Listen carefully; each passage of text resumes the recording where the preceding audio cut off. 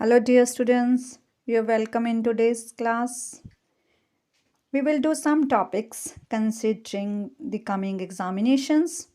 ਸਭ ਤੋਂ ਪਹਿਲਾਂ ਆਪਾਂ ਲੈ ਰਹੇ ਹਾਂ ਟੌਪਿਕ ਲੈਂਗੁਏਜ ਰਿਚ ਕਲਾਸਰੂਮ ਕਿ ਇਸ ਦੀ ਕੀ ਇੰਪੋਰਟੈਂਸ ਹੈ। ਪਹਿਲਾਂ ਤਾਂ ਤੁਹਾਨੂੰ ਇਹ ਪਤਾ ਹੋਣਾ ਚਾਹੀਦਾ ਕਿ ਲੈਂਗੁਏਜ ਰਿਚ ਕਲਾਸਰੂਮ ਤੋਂ ਕੀ ਭਾਵ ਹੈ। ਲੈਂਗੁਏਜ ਮੀਨਸ ਭਾਸ਼ਾ, ਰਿਚ ਕਲਾਸਰੂਮ ਜਿਹੜਾ ਕਲਾਸਰੂਮ ਭਾਸ਼ਾ ਪ੍ਰਤੀ ਵੱਧ ਤੋਂ ਵੱਧ ਸਾਨੂੰ ਜਾਗਰੂਕ ਕਰ ਸਕੇ, ਅਵੇਅਰ ਕਰ ਸਕੇ, ਭਾਸ਼ਾ ਓਰੀਐਂਟਡ ਹੋਵੇ, ਲੈਂਗੁਏਜ ਓਰੀਐਂਟਡ ਹੋਵੇ। ਹੁਣ ਲੈਂਗੁਏਜ ਪੰਜਾਬੀ, ਹਿੰਦੀ, ਇੰਗਲਿਸ਼ ਕੋਈ ਵੀ ਹੋ ਸਕਦੀ ਹੈ, ਪਰ ਇੱਥੇ ਆਪਾਂ ਗੱਲ ਕਰਾਂਗੇ ਇੰਗਲਿਸ਼ ਦੀ, ਕਿਉਂਕਿ ਜਿਹੜੀ ਮਦਰ ਟੰਗ ਹੈ ਪੰਜਾਬੀ ਆਪਣੀ, ਉਹ ਆਪਾਂ ਆਸਾਨੀ ਨਾਲ, ਕਿਉਂਕਿ ਆਪਣੀ ਡੇ ਟੂ ਡੇ ਲੈਂਗੁਏਜ ਹੈ, ਡੇਲੀ ਆਪਾਂ ਘਰਾਂ ਵਿੱਚ ਬੋਲਦੇ ਹਾਂ ਤਾਂ ਉਹਦੇ ਇੰਨੀ ਮੁਸ਼ਕਿਲ ਨਹੀਂ ਆਉਂਦੀ। ਤਾਂ ਇੱਥੇ ਲੈਂਗੁਏਜ ਰਿਚ ਕਲਾਸਰੂਮ ਵੈਸੇ ਇੰਗਲਿਸ਼ ਲਈ ਹੈ, ਪਰ ਇਹ ਜ਼ਰੂਰੀ ਨਹੀਂ ਕਿ ਸਾਰਾ ਕੁਝ ਇੰਗਲਿਸ਼ ਲਈ ਹੋਵੇ। ਪਰ ਜਿਹੜਾ ਇਹ ਟੌਪਿਕ ਹੈ ਇਹ ਇੰਗਲਿਸ਼ ਲੈਂਗੁਏਜ ਜਿਹੜੀ ਕਿ ਫੋਰਨ ਲੈਂਗੁਏਜ ਹੈ, ਜਿਹੜੀ ਕਿ ਸਾਡੀ ਵੈਸੇ ਥਰਡ ਲੈਂਗੁਏਜ ਹੈ, ਪਰ ਇਸਨੂੰ ਆਪਾਂ ਸੈਕਿੰਡ ਲੈਂਗੁਏਜ ਟੀਚਿੰਗ ਕਹਿੰਦੇ ਹਾਂ, ਤਾਂ ਉਸ ਲਈ ਮੰਨੀ ਜਾਂਦੀ ਹੈ। ਲੈਂਗੁਏਜ ਰਿਚ ਕਲਾਸਰੂਮ ਕੀ ਹੈ? ਅਜਿਹਾ ਕਲਾਸਰੂਮ ਜੋ ਖੁਦ ਬ ਖੁਦ ਲੈਂਗੁਏਜ ਨੂੰ ਸਿਖਾਉਣ ਵਿੱਚ ਮਦਦ ਕਰੇ। Classroom having a large number of language teaching aids present in classroom, ਕਿ ਕਲਾਸਰੂਮ ਦੇ ਵਿੱਚ ਇੰਨੀਆਂ ਸਾਰੀਆਂ ਟੀਚਿੰਗ ਏਡਸ ਹੋਣ ਜਿਹੜੀਆਂ ਖੁਦ ਸਾਨੂੰ ਭਾਸ਼ਾ ਸਿਖਾਉਂਦੀਆਂ ਹੋਣ। ਕਿਉਂਕਿ ਕਈ ਵਾਰ ਬੱਚੇ ਦਾ ਮਨ ਜਿਹੜਾ ਵਿਹਲਾ ਹੁੰਦਾ ਜਦੋਂ ਟੀਚਰ ਕੁਝ ਹੋਰ ਕਰਵਾ ਰਿਹਾ ਹੁੰਦਾ ਜਾਂ ਟੀਚਰ ਕਲਾਸ ਦੇ ਵਿੱਚ ਨਹੀਂ ਹੁੰਦਾ, ਤਾਂ ਬੱਚਾ ਇੱਧਰ ਉੱਧਰ ਵੇਖਦਾ ਹੈ। ਇੱਧਰ ਉੱਧਰ ਵੇਖਦਾ ਤਾਂ ਚਾਰਟਸ ਨੇ, ਬਲੈਕਬੋਰਡ 'ਤੇ ਕੁਛ ਲਿਖਿਆ ਹੋਇਆ, ਮਾਡਲਸ ਨੇ, ਇਹਨਾਂ ਸਾਰਿਆਂ ਨੂੰ ਦੇਖ ਕੇ ਉਹ ਲੈਂਗੁਏਜ ਬਾਰੇ ਸਿੱਖਦਾ ਰਹਿੰਦਾ, ਨਵੀਂ ਫੋਰਮੇਸ਼ਨ ਕਰਦਾ ਰਹਿੰਦਾ। An all round environment having language knowledge, ਅਜਿਹਾ ਵਾਤਾਵਰਨ ਜਿਹਦੇ ਵਿੱਚ ਲੈਂਗੁਏਜ ਪ੍ਰਤੀ ਜਾਣਕਾਰੀ ਹੋਵੇ, ਜਾਣਕਾਰੀ ਭਰਪੂਰ ਹੋਵੇ, ਆਲ ਰਾਊਂਡ ਸਾਰੇ ਤਰਫ, ਹਰ ਤਰ੍ਹਾਂ ਨਾਲ, ਇੱਕ ਏਡ ਨਹੀਂ ਕੋਈ ਵੀ, ਹਰ ਤਰ੍ਹਾਂ ਦੀ aid. Children need an environment full of language to read and communicate new vocabulary. ਬੱਚੇ ਜਿਹੜੇ ਨੇ ਉਹ ਕੀ ਭਾਲਦੇ ਨੇ, ਕੀ ਮੰਗਦੇ ਨੇ ਕਿ ਜਿਹੜਾ ਇਨਵਾਇਰਮੈਂਟ ਹੈ, ਵਾਤਾਵਰਨ ਹੈ, ਉਹ ਇੰਨਾ ਭਾਸ਼ਾ ਓਰੀਐਂਟਡ ਹੋਵੇ, ਭਾਸ਼ਾ ਭਰਪੂਰ ਹੋਵੇ ਕਿ ਉਹ ਚੰਗੀ ਤਰ੍ਹਾਂ ਰੀਡ ਕਰ ਸਕਣ ਅਤੇ ਫਿਰ ਕਮਿਊਨੀਕੇਟ ਵੀ ਕਰ ਸਕਣ। ਕਮਿਊਨੀਕੇਟ ਮਤਲਬ ਆਪਣੀ ਗੱਲ ਨੂੰ ਦੂਸਰਿਆਂ ਤੱਕ ਪਹੁੰਚਾ ਸਕਣ, ਨਵੀਂ ਵੋਕੈਬ, ਨਵੇਂ ਵਰਡਸ ਵੀ ਸਿੱਖ ਸਕਣ, ਆਪਣੇ ਵਿਚਾਰਾਂ ਨੂੰ ਪ੍ਰਗਟ ਕਰ ਸਕਣ। ਤਾਂ ਅਜਿਹਾ ਵਾਤਾਵਰਨ ਬੱਚਿਆਂ ਨੂੰ ਚਾਹੀਦਾ। ਈਚ ਐਂਡ ਐਵਰੀ ਆਬਜੈਕਟ ਐ source of language learning. Each and every object, each and every object ਤੋਂ ਕੀ ਭਾਵ ਹੈ ਕਿ ਜਿਹੜਾ ਕਲਾਸ ਦਾ ਹਰ ਇੱਕ ਪਦਾਰਥ, ਹਰ ਇੱਕ ਵਸਤੂ, ਆਬਜੈਕਟ ਮਤਲਬ ਕਲਾਸਰੂਮ 'ਚ ਪ੍ਰੈਜ਼ੈਂਟ ਵਸਤੂਆਂ। ਸੋਰਸ ਆਫ ਲੈਂਗੁਏਜ ਲਰਨਿੰਗ, ਉਹ ਸਾਧਨ ਹੋਣੀਆਂ ਚਾਹੀਦੀਆਂ, ਕਾਹਦੀਆਂ? ਲੈਂਗੁਏਜ ਲਰਨਿੰਗ ਦਾ ਸਾਧਨ ਹੋਣ। ਸੋਰਸ ਆਫ ਲੈਂਗੁਏਜ ਲਰਨਿੰਗ, ਹਰ ਆਬਜੈਕਟ ਜਿਹੜਾ ਸਾਧਨ ਬਣ ਜੇ ਲੈਂਗੁਏਜ ਲਰਨਿੰਗ ਦਾ, ਇਹ ਚੀਜ਼ ਦਾ ਧਿਆਨ 'ਚ ਰੱਖਣਾ ਚਾਹੀਦਾ।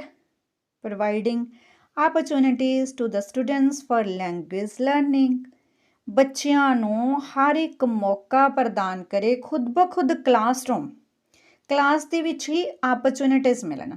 ਦੇਖੋ ਕਲਾਸਰੂਮ ਕਿਹਦੇ ਨਾਲ ਬਣਦਾ?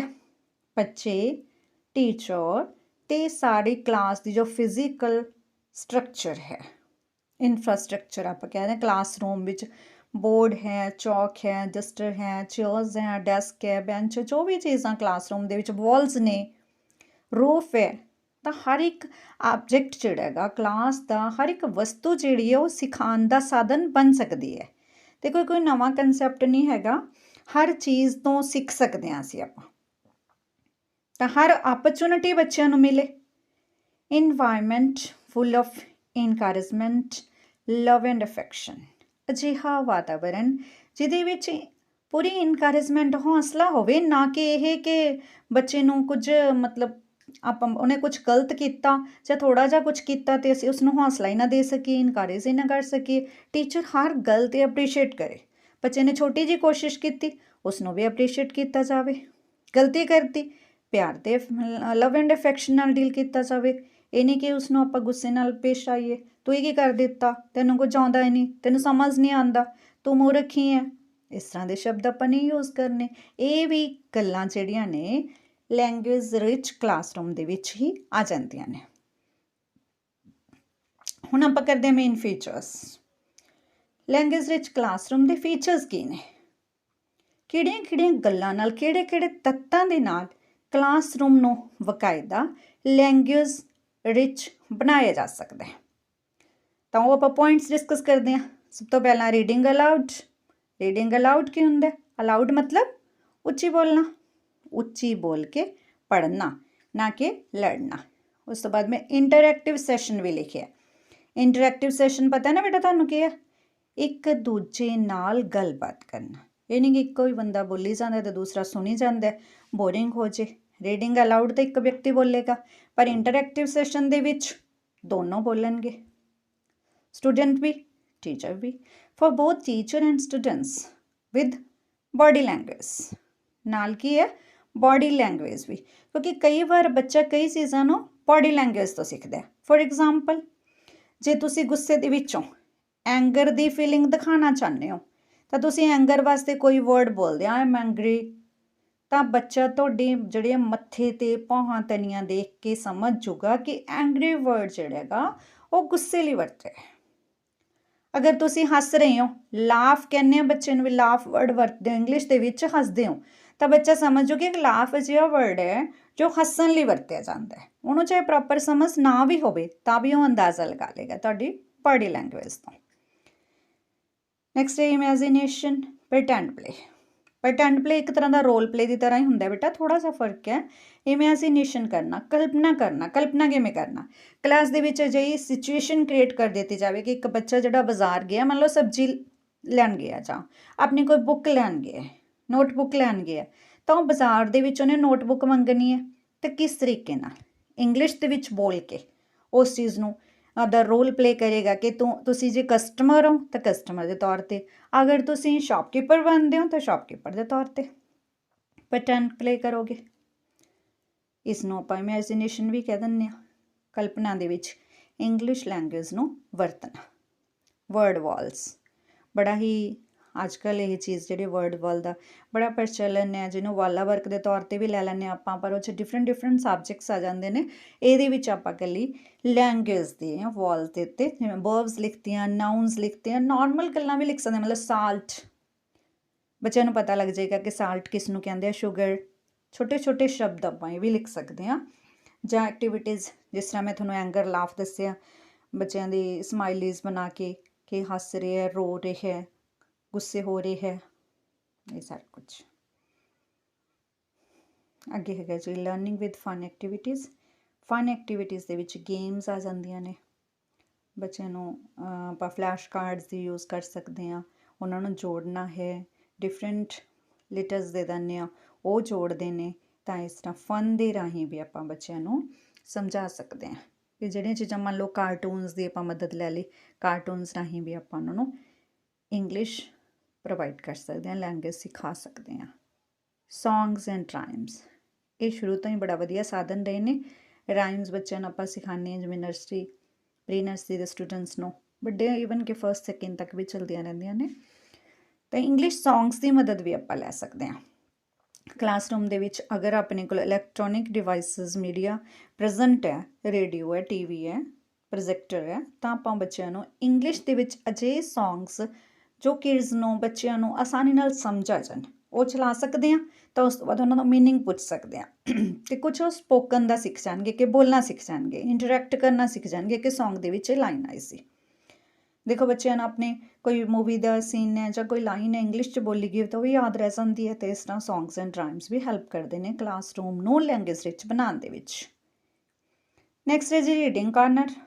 ਹਾਂ, ਕਈ ਕਲਾਸਰੂਮ ਦੇ ਵਿੱਚ ਇੱਕ ਸਾਈਡ 'ਤੇ ਰੀਡਿੰਗ ਕਾਰਨਰ ਮਤਲਬ ਕੀ ਹੈ, ਅਗਰ ਕੁਛ ਮੈਗਜ਼ੀਨਸ, ਕੁਛ ਬੁੱਕਸ, ਕੁਛ ਇੱਦਾਂ ਦੀ ਪੈਂਫਲੇਟਸ ਟਾਈਪ ਕੁਛ ਵੀ ਮਤਲਬ ਲੈਂਗੁਏਜ ਰਿਚ ਪੇ ਹੈ, ਤਾਂ ਬੱਚੇ ਉਸ ਨੂੰ ਦੇਖਣਗੇ। ਉਹਨਾਂ ਦੇ ਆਕਰਸ਼ਕ ਤਸਵੀਰਾਂ ਅਗਰ ਹੋਣ ਤਾਂ ਬੱਚਿਆਂ ਨੂੰ ਜਦੋਂ ਵੀ ਟਾਈਮ ਮਿਲੇਗਾ ਤਾਂ ਉਸ ਚੀਜ਼ ਨੂੰ ਦੇਖਣਗੇ, ਉਹ ਤਾਂ ਦੇਖ ਕੇ ਪੜ੍ਹਨ ਦੀ ਕੋਸ਼ਿਸ਼ ਕਰਨਗੇ, ਪੜ੍ਹ ਕੇ ਸਿੱਖਣ ਦੀ ਕੋਸ਼ਿਸ਼ ਕਰਨਗੇ, ਬੋਲਣ ਦੀ ਕੋਸ਼ਿਸ਼ ਕਰਨਗੇ, ਰਾਈਟ ਕਰਨ ਦੀ ਕੋਸ਼ਿਸ਼ ਕਰਨਗੇ। ਤਾਂ ਰੀਡਿੰਗ ਕਾਰਨਰ ਵੀ ਲੈਂਗੁਏਜ ਰਿਚ ਕਲਾਸਰੂਮ ਦਾ ਇੱਕ ਬਹੁਤ ਵਧੀਆ ਪਾਰਟ ਹੈ। ਇਹ ਸਨ ਮੇਨ ਫੀਚਰਸ। बहुत सारे ਆਪਾਂ ਹੋਰ ਵੀ ਲੈ ਸਕਦੇ ਹਾਂ, ਪਰ ਜਿਹੜੇ ਮੇਨ ਫੀਚਰਸ ਹੈ ਤੁਹਾਡੇ ਨਾਲ ਡਿਸਕਸ ਕੀਤੇ ਆ ਮੈਨੇ। ਤਾਂ ਇਹ ਅੱਗੇ ਕਰਦੇ ਹਾਂ ਆਪਾਂ ਐਲੀਮੈਂਟਸ। ਐਲੀਮੈਂਟਸ ਕੀ ਹੈ ਕਿ ਇਸ ਚੀਜ਼ਾਂ ਨੂੰ ਸਿਖਾਉਣ ਦਾ ਕੀ ਢੰਗ ਹੋਣਾ ਚਾਹੀਦਾ, ਕਿਵੇਂ ਅਸੀਂ ਇਨਕਰੀਜ਼ ਕਰ ਸਕਦੇ ਹਾਂ ਐਫੀਸ਼ੀਐਂਸੀ ਲੈਂਗੁਏਜ ਰਿਚ ਕਲਾਸਰੂਮ ਨੂੰ ਹੋਰ ਵਧੀਆ ਬਣਾਉਣ ਦੇ ਵਿੱਚ ਆਏਗਾ। ਉਹਦੇ ਅਧੀਨ ਹੀ ਕਿ ਲੈਂਗੁਏਜ ਰਿਚ ਕਲਾਸਰੂਮ ਦੇ ਵਿੱਚ ਹੀ ਆਉਂਦਾ ਇਹ, ਪਰ ਉਸ ਚੀਜ਼ ਨੂੰ ਵਧੀਆ ਕਿਵੇਂ ਯੂਜ਼ ਕਰ ਸਕਦੇ ਹਾਂ। ਜਿਵੇਂ ਫਸਟ ਪੁਆਇੰਟ ਹੈ ਮੰਨ ਲਓ ਆਪਣਾ ਐਕਸਪੋਜ਼ਰ, ਆਪਰਚੁਨਿਟੀ। ਜੇ ਆਪਾਂ ਬੱਚਿਆਂ ਨੂੰ ਟੀਚਰ ਨੇ ਆਪਰਚੁਨਿਟੀ ਪ੍ਰੋਵਾਈਡ ਨਾ ਕੀਤੀ ਉਹਨਾਂ ਨੂੰ ਇੰਗਲਿਸ਼ ਬੋਲਣ ਲਈ, ਲੈਂਗੁਏਜ ਬੋਲਣ ਲਈ, ਤਾਂ ਕਿੱਦਾਂ ਪ੍ਰਗਟ ਕਰਨਗੇ ਆਪਣੇ ਆਪ ਨੂੰ। ਇਹ ਆਪਰਚੁਨਿਟੀ ਕਿਸੇ ਵੀ ਰੂਪ 'ਚ ਹੋ ਸਕਦੀ ਹੈ। ਕੋਈ ਵਰਡ ਬੋਲੋ, ਕੋਈ ਸੈਂਟੈਂਸ ਬੋਲੋ, ਕੁਛ ਵੀ, ਚਾਹੇ ਉਹ ਟੁੱਟੀ ਫੁੱਟੀ ਇੰਗਲਿਸ਼ ਕਿਉਂ ਨਾ ਹੋਵੇ। ਤਾਂ ਇਸ ਨੂੰ ਐਕਸਪੋਜ਼ਰ ਕਿਹਾ ਜਾਂਦਾ ਕਿ ਬੱਚਿਆਂ ਨੂੰ ਵੱਧ ਤੋਂ ਵੱਧ ਮੌਕੇ ਦੇਣੇ, to provide the chances and opportunities more and more so that they can express their ideas not in structured language but in spoken English. Deliberateness and they're free to speak. Children will be free to speak in English language without any respect of grammar, structure. ਪਹਿਲਾਂ ਵੀ ਗੱਲ ਹੋ ਗਈ exposure ਦੇ ਵਿੱਚ ਕਿ ਬੱਚੇ free ਹੋਣ, ਇਹ ਨਹੀਂ ਕਿ ਉਹਨਾਂ ਨੂੰ ਗ੍ਰਾਮਰ ਅਤੇ ਸਟਰਕਚਰ ਦਾ ਧਿਆਨ ਰੱਖਣਾ ਪਊਗਾ, ਗਲਤ ਬੋਲ ਗਏ ਕੋਈ ਗੱਲ ਨਹੀਂ, ਸਮਝ ਆ ਰਹੀ ਹੈ। ਫੋਰ ਐਗਜ਼ਾਮਪਲ ਜਿਵੇਂ ਆਪਾਂ ਤੁਸੀਂ ਪਾਣੀ ਵਾਸਤੇ ਬੱਚਿਆਂ ਨੇ ਕਹਿਣਾ ਮੇ ਆਈ ਟੇਕ ਵਾਟਰ, ਡਰਿੰਕ ਵਾਟਰ, ਤਾਂ ਉਹ ਪੂਰਾ ਨਹੀਂ ਕਹਿ ਰਹੇ ਆਈ ਵਾਟਰ, ਡਰਿੰਕ ਵਾਟਰ, ਮੇ ਆਈ ਵਾਟਰ। ਅਗਰ ਇਸ ਤਰ੍ਹਾਂ ਵੀ ਬੋਲਦੇ ਨੇ ਤਾਂ ਵੀ ਕੈਨ ਅੰਡਰਸਟੈਂਡ ਐਂਡ ਤਾਂ ਇਨਕਰੇਜ ਕਰਨਾ ਚਾਹੀਦਾ ਉਹਨਾਂ ਨੂੰ, ਅਤੇ ਫਰੀਡਮ ਹੋਣੀ ਚਾਹੀਦੀ ਹੈ ਉਹਨਾਂ ਕੋਲ। ਸਭ ਤੋਂ ਵਧੀਆ ਪੁਆਇੰਟ ਅੱਗੇ ਆ ਰਿਹਾ ਰੈਕਰੈਂਸ, ਰਿਪੀਟੇਸ਼ਨ। ਹਾਂਜੀ ਬੱਚੇ, ਜਦੋਂ ਤੱਕ ਬੱਚੇ ਰਿਪੀਟ ਨਹੀਂ ਕਰਨਗੇ ਘੱਟੋ ਘੱਟ 3 ਵਾਰ, ਤਾਂ ਮਤਲਬ ਜਿਹੜੇ ਭਾਸ਼ਾ ਨੂੰ ਸਮਝਾਉਣ ਵਾਲੇ, ਸਮਝਣ ਵਾਲੇ ਵਿਦਵਾਨ ਮੰਨਦੇ ਨੇ ਕਿ ਘੱਟੋ ਘੱਟ ਇੱਕ ਚੀਜ਼ ਨੂੰ ਅਗਰ 3 ਵਾਰ ਰਿਪੀਟ ਕਰ ਲਿਆ ਜਾਵੇ ਤਾਂ ਕਾਫੀ ਮਦਦ ਮਿਲਦੀ ਹੈ ਇਸਨੂੰ ਯਾਦ ਕਰਨ ਦੇ ਵਿੱਚ, ਉਸਨੂੰ ਬੋਲਣ ਦੇ ਵਿੱਚ। ਤਾਂ ਉਸ ਦਿਨ ਕਲਾਸਰੂਮ ਤੋਂ ਬਾਹਰ ਵੀ ਬੱਚਿਆਂ ਨੂੰ ਉਤਸ਼ਾਹਿਤ ਕੀਤਾ ਜਾਵੇ ਕਿ ਉਹ ਵਰਡਸ, ਉਹ ਸੈਂਟੈਂਸਸ ਉਹ ਰਿਪੀਟ ਕਰਨ। ਜਿਸ ਤਰ੍ਹਾਂ ਆਪਾਂ ਕਹਿੰਦੇ ਹਾਂ practice makes a man perfect, ਤਾਂ ਇਸ ਤਰ੍ਹਾਂ ਰੈਪੀਟੇਸ਼ਨ ਜਿਹੜੀ ਹੈ ਉਹ ਬਹੁਤ ਜ਼ਿਆਦਾ ਜ਼ਰੂਰੀ ਹੈ। High quality input, teacher as a role model. High quality input ਦਾ ਮਤਲਬ ਕਿ ਬਹੁਤ ਇੰਪੋਰਟੈਂਟ ਪੁਆਇੰਟ ਹੈ ਵੀ ਕਿ ਅਗਰ ਟੀਚਰ ਨੂੰ ਹੀ ਲੈਂਗੁਏਜ ਬੋਲਣੀ ਨਹੀਂ ਆਉਂਦੀ, ਟੀਚਰ ਰੋਲ ਮਾਡਲ ਦਾ ਉਹ ਅਦਾ ਨਹੀਂ ਕਰਦਾ, ਹਾਈ ਕੁਆਲਿਟੀ ਇਨਪੁਟ ਨਹੀਂ ਦਿੰਦਾ, ਤਾਂ ਹਾਈ ਕੁਆਲਿਟੀ ਆਊਟਪੁੱਟ ਕਿਵੇਂ ਆਉਗੀ। ਤਾਂ ਟੀਚਰ ਜਿਹੜੀ ਲੈਂਗੁਏਜ ਯੂਜ਼ ਕਰ ਰਿਹਾ ਹੈ ਉਹ ਇੰਨੀ ਵਧੀਆ ਅਤੇ ਈਜ਼ੀ ਵੇ ਦੇ ਨਾਲ ਹੋਵੇ ਕਿ ਬੱਚਾ ਉਹਨੂੰ ਗ੍ਰੈਸਪ ਕਰ ਸਕੇ ਬੜੀ ਈਜ਼ੀਲੀ, ਉਸ ਨੂੰ ਇਮੀਟੇਟ ਕਰ ਸਕੇ। ਕਿਉਂਕਿ ਸਭ ਤੋਂ ਪਹਿਲਾਂ ਬੱਚਾ ਇਮੀਟੇਟ ਕਰਦਾ, ਉਹਦੀ ਆਪਣੀ ਜਿਹੜੀ ਸਟਰਕਚਰ ਹੈ ਜਾਂ ਆਪਣੀ ਫੋਰਮੇਸ਼ਨ ਤਾਂ ਬਾਅਦ 'ਚੋਂ ਹੁੰਦੀ ਹੈ, ਉਹ ਸਿਰਫ ਔਰ ਸਿਰਫ ਟੀਚਰ ਨੂੰ ਰੋਲ ਮਾਡਲ ਮੰਨਦਾ। ਤਾਂ ਹਾਈ ਕੁਆਲਿਟੀ ਦੀ ਇਨਪੁਟ ਜਿਹੜੀ ਉਹਨੂੰ ਦੇਣੀ ਪਏਗੀ। ਨੈਕਸਟ ਪੁਆਇੰਟ ਹੈ ਰਿਸਪੋਂਸਿਵਨੈਸ। What is ਰਿਸਪੋਂਸਿਵਨੈਸ? ਰਿਸਪੋਂਸਿਵਨੈਸ ਹੈਗੀ ਐਲਡਰਸ ਲਈ, ਨਾਟ ਫॉर ਸਟੂਡੈਂਟਸ। ਦੇਖੋ ਸਟੂਡੈਂਟ ਰਿਸਪੋਂਸਿਵ ਹੋਣੇ ਚਾਹੀਦੇ, ਪਰ ਸਟੂਡੈਂਟਸ ਨੇ ਜੋ ਕੀਤਾ ਉਹਦੇ ਪ੍ਰਤੀ ਰਿਸਪੋਂਸਿਵ ਕੌਣ ਹੋਏਗਾ? Parents and teachers. ਅਗਰ ਪੈਰੈਂਟਸ ਇੰਨੇ ਕੋ ਅਵੇਅਰ ਹੈਗੇ ਤਾਂ ਘਰ ਵਿੱਚ ਉਹ ਵੀ ਅਜਿਹਾ ਵਾਤਾਵਰਨ ਕ੍ਰੀਏਟ ਕਰਨ ਕਿ ਬੱਚੇ ਬਹੁਤ ਸੋਹਣੀ ਲੈਂਗੁਏਜ ਜਿਹੜੀ ਹੈ ਬੋਲ ਸਕਣ, ਖਾਸ ਕਰਕੇ ਇੰਗਲਿਸ਼ ਲੈਂਗੁਏਜ। ਅਤੇ ਟੀਚਰਸ ਦਾ ਰੋਲ ਹੋਰ ਵੀ ਜ਼ਿਆਦਾ ਵੱਧ ਜਾਂਦਾ। ਅਗਰ ਪੈਰੈਂਟਸ ਇਸ 'ਚ ਹੈਲਪ ਨਹੀਂ ਕਰ ਪਾਉਂਦੇ ਤਾਂ ਵੀ ਕੋਈ ਗੱਲ ਨਹੀਂ, ਟੀਚਰਸ ਦਾ ਰੋਲ ਬਹੁਤ ਵੱਡਾ। ਉਹ ਬੱਚਿਆਂ ਦੇ ਹਰ ਇੱਕ ਆਈਡੀਆ ਨੂੰ, ਹਰ ਲੈਟਰ ਨੂੰ, ਹਰ ਵਰਡ ਨੂੰ, ਜੋ ਵੀ ਉਹ ਪ੍ਰਨਾਊਂਸ ਕਰਦਾ, ਜੋ ਵੀ ਉਹ ਬੋਲਦਾ, ਉਸ ਨੂੰ ਕਰੈਕਟ ਕਰਨ ਦੀ ਕੋਸ਼ਿਸ਼ ਵੀ ਕਰਨ, ਉਤਸ਼ਾਹਿਤ ਵੀ ਕਰਨ। ਪਰ ਕਰੈਕਸ਼ਨ ਇਸ ਵੇ ਨਾਲ ਨਾ ਕੀਤੀ ਜਾਵੇ ਕਿ ਉਹਨਾਂ ਦੀ ਗੱਲ ਕੱਟੀ ਜਾਵੇ ਜਾਂ ਉਹਨਾਂ ਨੂੰ ਇੰਝ ਮਹਿਸੂਸ ਹੋਵੇ ਕਿ ਸਾਨੂੰ ਤਾਂ ਬੋਲਣਾ ਹੀ ਨਹੀਂ ਆਉਂਦਾ, ਅਸੀਂ ਬੋਲਦੇ ਹੀ ਨਹੀਂ, ਨਿਰਉਤਸ਼ਾਹਿਤ ਵਾਲੀ ਭਾਵਨਾ ਨਾ ਹੋਵੇ। ਤਾਂ ਇਹ ਸਨ ਕੁਝ ਐਲੀਮੈਂਟਸ ਜਿਹਦੇ ਨਾਲ ਆਪਾਂ ਲੈਂਗੁਏਜ ਰਿਚ ਕਲਾਸਰੂਮ ਬਣਾ ਸਕਦੇ ਹਾਂ ਅਤੇ ਬੱਚਿਆਂ ਨੂੰ ਬੈਟਰ ਇਨਵਾਇਰਮੈਂਟ ਪ੍ਰੋਵਾਈਡ ਕਰ ਸਕਦੇ ਹਾਂ। ਹੁਣ ਇੰਪੋਰਟੈਂਸ ਕੀ ਹੈ ਲੈਂਗੁਏਜ ਰਿਚ ਕਲਾਸਰੂਮ ਦੇ? Why to make classroom language rich? What is the importance it? Normal classroom, why not? Why normal class doesn't work? What is the need of language rich classroom? ਹਾਂਜੀ, first point ਹੈ greater gains in language development. Naturally language rich classroom ਜਿਹੜਾ ਹੈਗਾ ਉਹ language ਨੂੰ develop ਕਰਨ ਦੇ ਵਿੱਚ ਕਾਫੀ ਫਾਇਦੇਮੰਦ ਹੋਗਾ। ਗ੍ਰੇਟਰ ਗੇਨਸ, ਬਹੁਤ ਜ਼ਿਆਦਾ ਫਾਇਦਾ ਹੋਏਗਾ ਇਹਦੇ ਨਾਲ ਲੈਂਗੁਏਜ ਗੇਨ ਕਰਨ ਵਾਸਤੇ। Greater gains language development which. Increase in comprehension across all areas. Increase in comprehension. What is comprehension? Comprehension is to comprehend, to understand the meaning. Meaning पता लग जाए, समझ आ जाए कि कहना चाहता है टीचर या कोई होर। Development in engaging and welcoming environment. ਜਦੋਂ ਇੰਨਾ ਸੋਹਣਾ ਲੈਂਗੁਏਜ ਰਿਚ ਕਲਾਸਰੂਮ ਹੋਊਗਾ ਤਾਂ ਬੱਚੇ ਨੂੰ ਇੰਗੇਜਡ ਰੱਖੂਗਾ, ਵਿਹਲਾ ਨਹੀਂ ਰਹੇਗਾ। ਟੀਚਰ ਕੁਝ ਹੋਰ ਵੀ ਕਰ ਰਿਹਾ, ਬਲੈਕ ਬੋਰਡ 'ਤੇ ਲਿਖ ਰਿਹਾ ਤਾਂ ਬੱਚਾ ਫ੍ਰੀ ਨਹੀਂ ਰਹੇਗਾ, ਉਹਨੂੰ ਆਸ-ਪਾਸ ਦਾ ਦਿਖਾਈ ਦੇ ਰਿਹਾ। ਜਾਂ ਟੀਚਰ ਨੋਟਬੁੱਕਸ ਮਾਰਕ ਕਰ ਰਿਹਾ, ਚੈੱਕ ਕਰ ਰਿਹਾ ਤਾਂ ਬੱਚੇ ਆਸ-ਪਾਸ ਦੇਖੀ ਜਾਣਗੇ। ਤਾਂ ਜਦੋਂ ਆਸ-ਪਾਸ ਤੋਂ ਉਹਨੂੰ ਵਰਡਸ ਮਿਲਣਗੇ, ਕਨਸੈਪਟਸ ਮਿਲਣਗੇ, ਆਈਡੀਆਜ਼ ਮਿਲਣਗੇ, ਇੱਕ ਵੈਲਕਮਿੰਗ ਇਨਵਾਇਰਨਮੈਂਟ ਪੈਦਾ ਹੋ ਜਾਂਦਾ ਕਿ ਬੱਚੇ ਜਾਣਾ ਪਸੰਦ ਕਰਦੇ ਆ ਕਿ ਬੜਾ ਸੋਹਣਾ ਸਾਡਾ ਕਲਾਸਰੂਮ ਹੈ ਅਤੇ ਅਸੀਂ ਉਹਦੇ ਵਿੱਚ ਆਈਏ।